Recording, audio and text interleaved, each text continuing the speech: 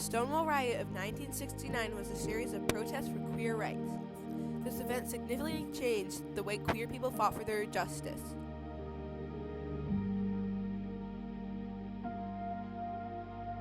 The building on 53rd Christopher Street was built in the 1840s. Originally the location of Jefferson Library Stables, it housed a large population of horses in Greenwich. The name Stonewall came about when the stables turned to Bonnie Stonewall in 1930s. It was a Tyrone and speakeasy due to the prohibition of production, sale, and consumption of alcohol. The name Stonewall might have been a reference to a lesbian autobiography named The Stonewall by Mary Caskell.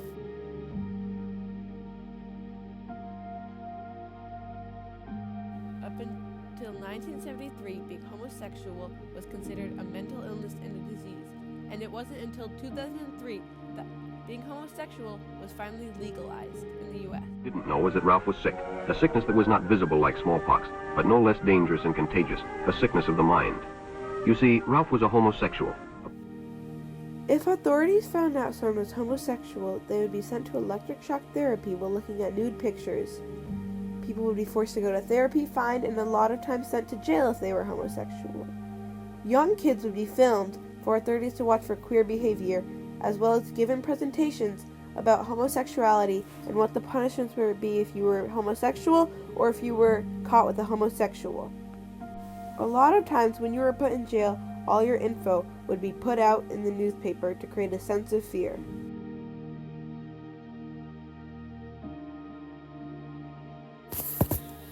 Before 1966, bars were not allowed to serve the LGBTQ community alcohol in New York.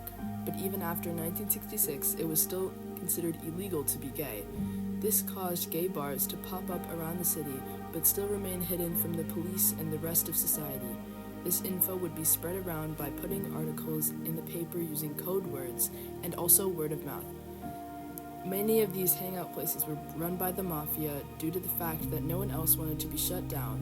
The mafia would sell watered-down alcohol for double the price. Some of these places would be in basements, behind hotels, and in run-down buildings. Police raids on gay bars were very common in the 1900s across the United States. In Tampa, they even used code words such as Miss Kennedy is in the room to inform each other that a police officer had been spotted, and Dorothy is on her way, to let people know that a raid was coming.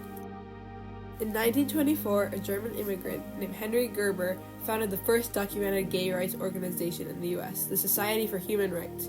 Due to police raids, it was shut down in 1925 and members were arrested on the charges of obscenity, but not before they published 2 articles in the newspaper, Friendship and Freedom. This movement had a huge impact on the LGBTQ community around Chicago and sparked other riots along the way and inspired many others to stand up to gay rights.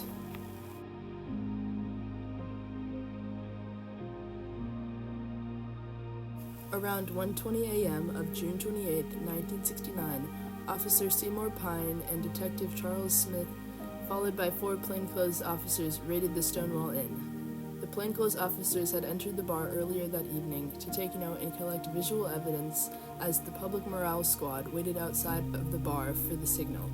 The plainclothes officers then called backup from the 6th precinct with the bar's payphone. Stonewall employees working that night did not report getting tipped that there was an impending raid, like usual procedure. There were around 200 patrons in the bar that night. Officers stopped the music and turned on the lights, announcing the commencement of the raid.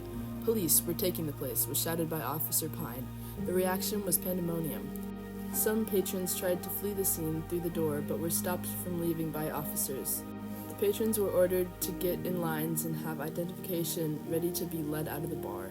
The raid was going to plan. The overall police procedure was to check patron ID and take people that presented as female to the bathroom to verify sexes using the 3-article rule. The rule stated that a person could be arrested if they were not wearing 3 articles of clothing that aligned with their sex assigned at birth. But on this day, women refused to comply. Police changed tactics, deciding to take everyone to the police station after separating those who were suspected of cross-dressing and forcing them to the back of the bar.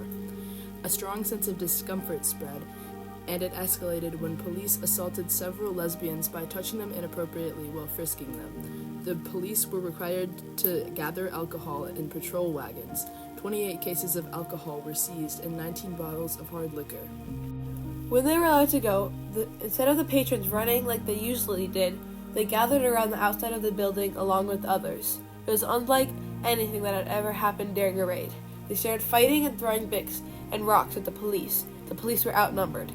The police were barricaded inside the bar while the crowd started to grow and grow. The police tried to call for backup on numerous occasions, but each time they were cut off. Eventually, police backup came, and that's when it became the big uprising that we all know. A wall was formed by the police, and it began to push the homosexuals, but after a little time, the drag queens formed their own wall and started dancing and singing and pushing the police to the bar. Eventually, the police were concerned. They started pulling out their guns, beating people, and arresting them. The police had never seen something like this. Windows were broken, fires were started, tires got slashed, and it went on all night long. Eventually, though, the night came to an end. The night after the inn had reopened, people gathered around Stonewall, a number estimated to be around 1,000 people, but the police had also doubled its forces. This time they were with tear gas. The second night was a lot more violent and intense than the first one. Police started attacking a lot more people, and trash cans and cars were being blown up all over the place. This went on until June 3rd.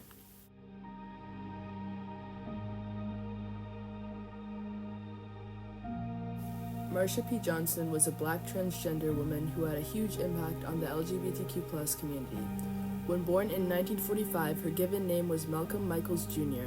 She soon started wearing clothes that were considered female clothing, but when a boy sexually assaulted her, she stopped wearing the clothes she enjoyed. She soon noticed that it was quite hard to find work with decent money, so she became a sex worker. She was constantly assaulted and threatened on multiple occasions and even got shot. As an African-American sex worker, she was to experience sexual abuse and misconduct. On the day of the Stonewall riots, Marsha was celebrating her 23rd birthday.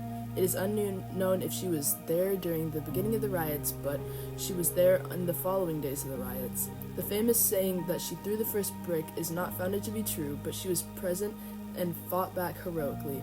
Marsha continued her work for the Gay Liberation Front and the foundation she and Sylvia Rivera founded, Street Transvestite Action Revolutionaries, and the queer community in general. Marsha P. Johnson died on July 6, 1992. Her body was found in the Hudson River, and the death was initially ruled a suicide. But after discontent from her friends and supporters, the case was reopened as a homicide. The Stonewall riot resulted in more productive demonstrations for queer justice. It showed the town of Greenwich, and eventually the entire country, that the LGBTQ+ community would take a stand against discrimination. Even a year after the riots, there was the first ever gay protest. Thousands of people gathered from all over and marched from Greenwich all the way to Central Park. After the first protest, many other protests started to happen for gay rights.